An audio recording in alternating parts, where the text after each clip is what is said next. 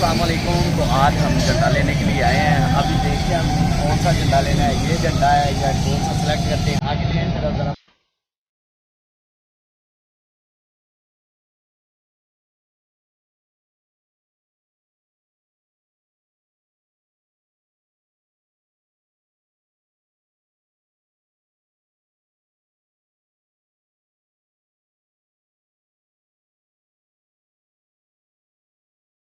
साल की रैली के लिए हमने झंडा लेना है और इंशाल्लाह धूम मचेगी।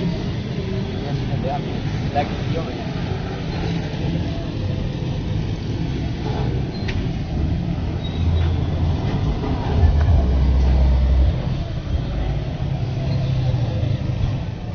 ये झंडा जो है ना, ये भी हमने चेक किया है।